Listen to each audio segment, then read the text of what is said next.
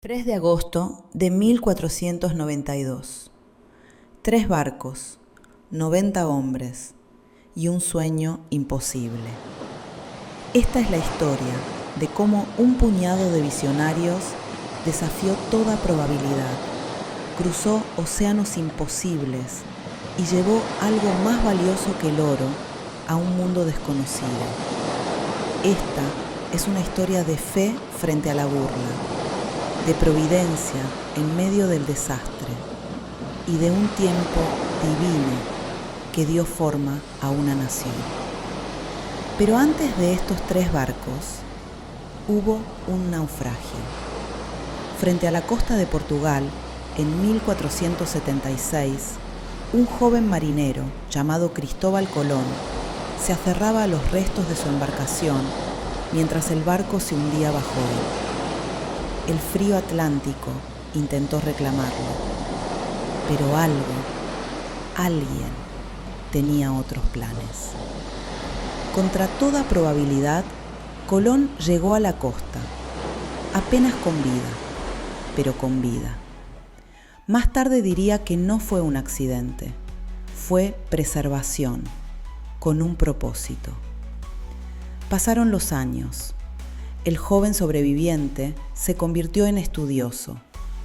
Estudió intensamente la Biblia, reunió profecías, calculó la forma misma de la tierra usando textos antiguos y llegó a convencerse de algo extraordinario, que Dios lo había salvado del océano para una misión divina: llevar el Evangelio hasta los confines de la tierra. Encontrar oro que financiara una cruzada para liberar Jerusalén, preparar al mundo para el regreso de Cristo. En su propio nombre veía destino: Cristóbal, portador de Cristo. Fue el Señor quien puso en mi mente la idea de que era posible navegar desde aquí hasta las Indias. Todos los que oyeron de mi proyecto lo rechazaron con risas y burlas. No hay duda de que la inspiración vino del Espíritu Santo, pues Él me consoló con maravillosos destellos tomados de las Sagradas Escrituras. Durante años, Colón intentó convencer a las cortes de Europa de financiar su viaje hacia el oeste. El rey Juan II de Portugal lo rechazó. La Comisión Real de España se burló de él. Los expertos revisaron sus cálculos y lo declararon un necio. Vivió en la pobreza, sostenido por monjes que creían en su visión, ridiculizado por eruditos que creían saber más. Pero algo extraordinario estaba ocurriendo. Mientras Colón esperaba y oraba, España libraba su batalla final contra los moros. Una lucha de 800 años por el alma de la península ibérica. Y entonces, en enero de 1492, ocurrió lo imposible. Granada cayó. El último bastión islámico en España se rindió. Después de 8 siglos, la reconquista se había completado. Fernando e Isabel, los reyes católicos, habían vencido. Pero estaban exhaustos. El tesoro estaba vacío. Los ejércitos necesitaban descanso. Y entonces, Colón apareció ante ellos una vez más, pidiendo barcos, pidiendo oro, pidiéndoles que apostaran por un sueño. Los consejeros de la reina dijeron que no. Este marinero genovés era persistente, pero delirante. Sus cálculos estaban equivocados. La tierra era más grande de lo que él creía. Nunca lo lograría. Colón comenzó a empacar. Probaría en Francia, tal vez en Inglaterra. Alguien tenía que escucharlo. Pero entonces, un milagro. Fray Juan Pérez, fraile franciscano y confesor de la reina, envió un mensaje urgente a Isabel. La visión de este hombre, dijo, era profética. Este viaje estaba ordenado. Justo cuando Colón se marchaba de España para siempre, un mensajero lo alcanzó en el camino. La reina quería verlo, de inmediato. El momento era perfecto, casi divinamente perfecto. Granada acababa de caer. La reina estaba llena de victoria y en ese instante de triunfo tomó una decisión que cambiaría el mundo. Empeñaría sus propias joyas para financiar el viaje. 33 días en el mar, sin tierra a la vista. Las provisiones se agotaban. La tripulación se volvía desesperada. El motín se susurraba en las sombras bajo cubierta. Colón les había prometido las Indias, especias, oro, gloria. Pero todo lo que veían era agua, agua interminable. El 10 de octubre, la tripulación lo enfrentó. Regresa ahora, o lo arrojarían por la borda y volverían solos. Colón hizo un trato. 3 días más, solo 3. Si no veían tierra, regresarían. Entró en su camarote y oró. El 11 de octubre aparecieron señales. Una rama con hojas verdes flotando en el agua, un palo tallado, aves sobrevolando, como si se dirigieran a tierra. Esa noche, mientras Colón estaba en cubierta, lo vio. Una luz, distante, parpadeante, moviéndose como si alguien la llevara desde la orilla. Horas después, a las 2 de la madrugada, un vigía gritó desde la cofa: ¡Tierra! ¡Tierra! 12 de octubre de 1492. Después de 33 días de probabilidades imposibles y oraciones respondidas, Cristóbal Colón pisó las costas de San Salvador. Lo primero que hizo fue caer de rodillas, plantar una cruz y orar. Oh Señor, Dios Todopoderoso y Eterno, por tu santa palabra creaste el cielo, la tierra y el mar. Bendito y glorificado sea tu nombre, que has tenido a bien usarnos, tus humildes siervos, para que tu santo nombre sea proclamado en esta segunda parte del mundo. Colón había encontrado un nuevo mundo, pero no había encontrado lo que buscaba. Estas islas no tenían especias, ni sedas, ni ruta a China, pero sí tenían oro, pequeñas cantidades, usadas como adornos por los pueblos nativos, suficiente para llamar la atención, suficiente para encender la codicia. Cuando Colón regresó a España en triunfo, no trajo solo noticias de nuevas tierras, trajo nativos como prueba y trajo oro. La corte española quedó electrizada. Se financiaron más viajes, se enviaron más barcos y con cada viaje la misión comenzó a cambiar. Colón seguía creyendo que su propósito era más alto: liberar Jerusalén, difundir el Evangelio, preparar el regreso de Cristo.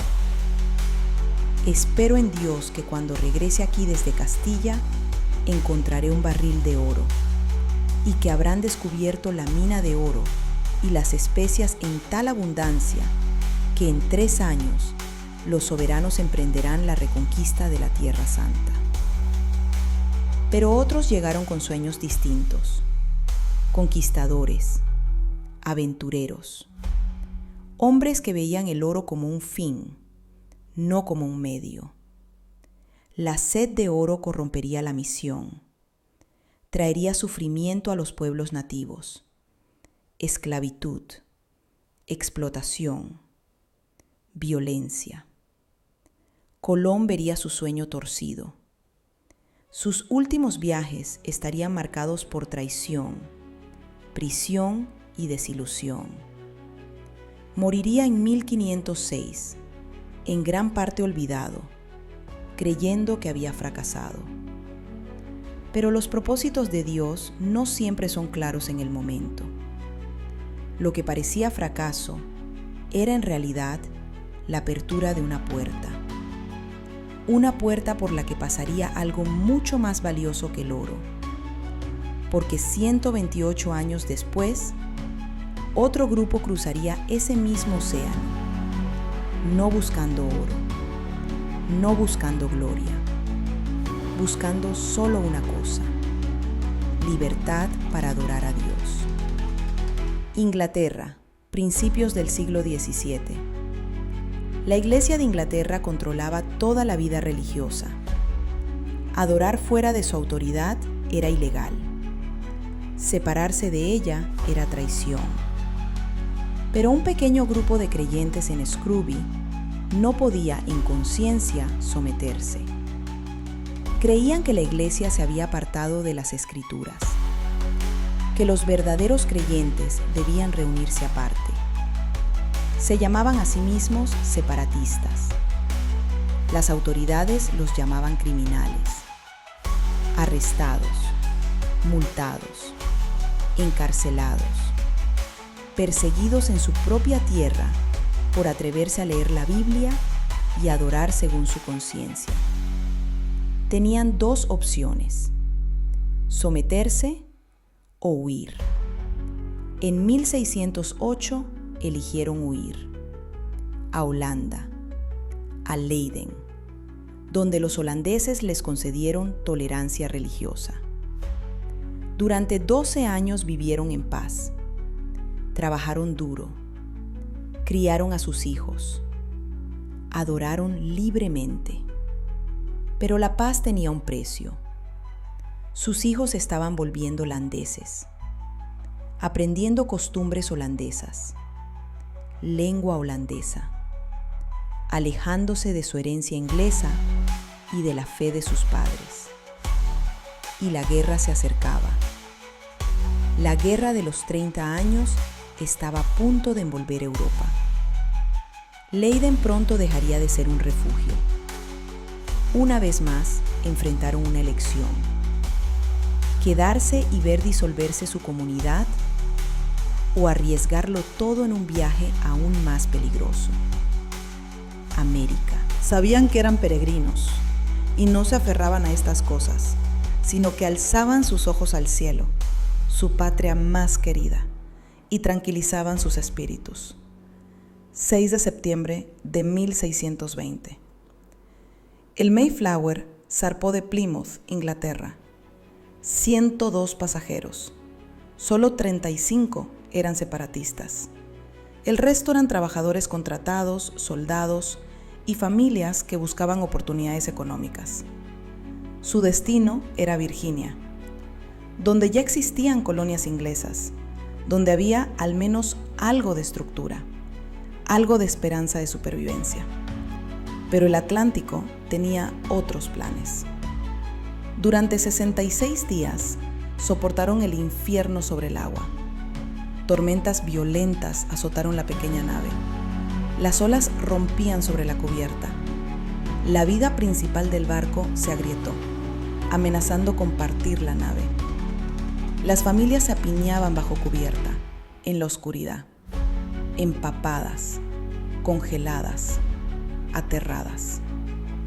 Un pasajero fue arrastrado por la borda durante una tormenta. Milagrosamente, logró sujetarse de una cuerda y fue rescatado. Solo una persona murió durante el viaje, y una nació. Un niño llamado Oceanos, nacido en medio del Atlántico. Pero las tormentas hicieron más que aterrorizarlos. Las tormentas los empujaron hacia el norte, muy al norte de Virginia, a aguas que ningún colono inglés había cartografiado. Algunos lo llamaron desgracia, otros engaño de la tripulación. Pero William Bradford lo llamaría providencia. porque cuando finalmente avistaron tierra el 11 de noviembre, se encontraron en Cabo Cod, Massachusetts, lejos de Virginia, fuera de toda autoridad inglesa y lejos de los pantanos mortales y la malaria que habían matado a miles en Jamestown. Habían sido conducidos a un lugar aislado, duro, pero más seguro, y completamente fuera de la jurisdicción de la Compañía de Virginia. Eran libres, verdaderamente libres. Antes de poner un pie en tierra, se reunieron en la cabina del barco y crearon algo sin precedentes: un pacto. Un gobierno formado por el consentimiento de los gobernados, bajo Dios. El pacto del Mayflower. Y cuando finalmente desembarcaron, cayeron de rodillas, tal como lo había hecho Colón. Habiendo hallado un buen puerto, cayeron de rodillas y bendijeron al Dios del cielo que los había traído a través del vasto y furioso océano. Habían llegado en noviembre, invierno en Nueva Inglaterra, el peor momento posible, sin refugios, sin cosechas, sin aliados, sin conocimiento para sobrevivir. Lo que siguió fue horror. Construyeron refugios precarios, pero el frío se filtraba. Las enfermedades se propagaron: escorbuto, neumonía, hambre. Para marzo, la mitad había muerto. 51 personas. Familias enteras desaparecieron. Viudas, huérfanos. En un punto, solo 6 o 7 personas estaban lo suficientemente sanas para cuidar a los enfermos. Y esas 6 o 7, lideradas por el anciano William Brewster, hicieron algo extraordinario.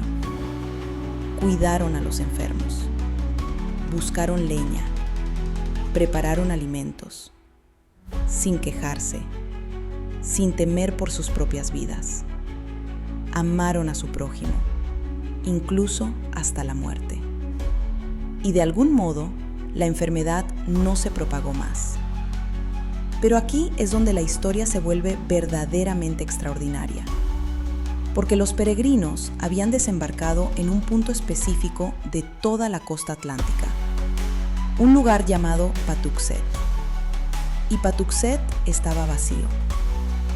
4 años antes, una plaga había arrasado la región, probablemente traída por barcos pesqueros europeos.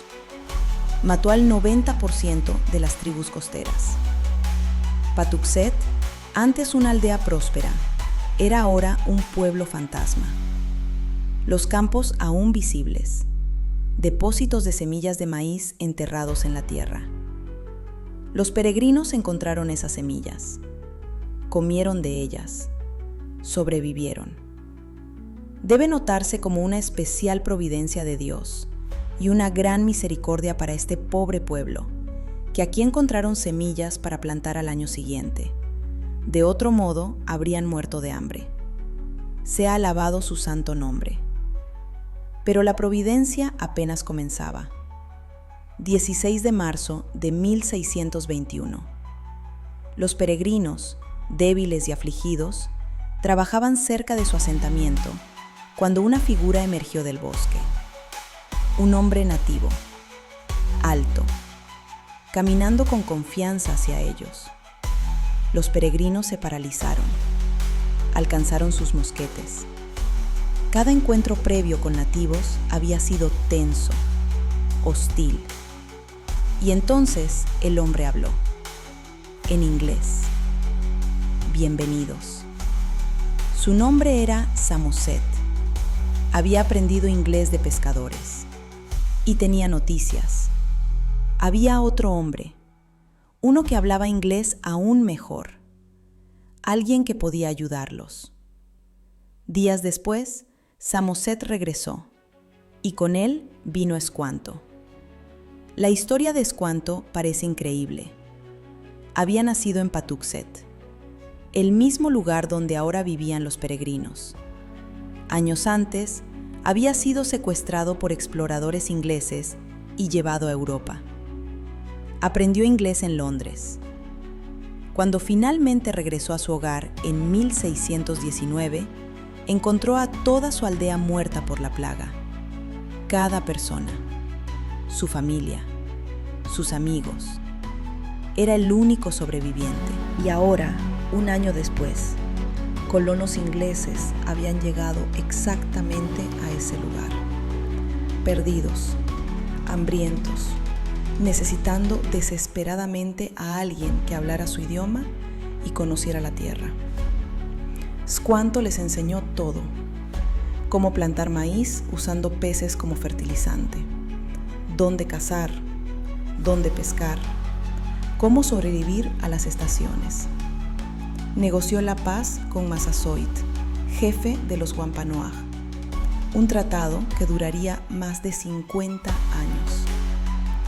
William Bradford escribiría más tarde: Squanto fue un instrumento especial enviado por Dios para su bien, más allá de toda expectativa. Piensa en el momento.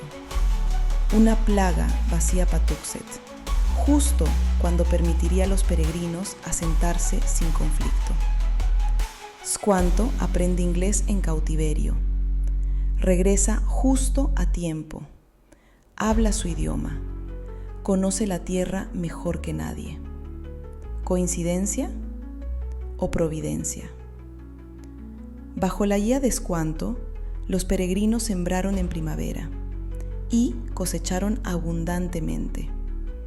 De semillas enterradas obtuvieron una cosecha milagrosa. De la casi hambruna pasaron a la abundancia. En octubre de 1621 celebraron un banquete de 3 días con Massasoit y 90 guerreros Wampanoag. Juegos, venado, pavo, maíz, compañerismo. El primer día de acción de gracias. Nuestra cosecha recogida, pudimos regocijarnos de manera especial por la bondad de Dios, que estamos tan lejos de la necesidad que a menudo deseamos que ustedes participen de nuestra abundancia. Y luego, en noviembre, llegó otro barco, el Fortune, con 35 colonos más. La colonia que estaba muriendo ahora prosperaba. William Bradford reflexionaría sobre estos hechos con asombro. Vio la mano de Dios en cada detalle: las tormentas, la plaga, las semillas, Squanto, la cosecha, la paz. Así, de pequeños comienzos, por su mano, se han producido cosas mayores. Estos peregrinos no vinieron por oro, vinieron por libertad. Libertad para adorar a Dios según su conciencia. Libertad para criar a sus hijos en la fe. Libertad para vivir bajo la autoridad de Dios.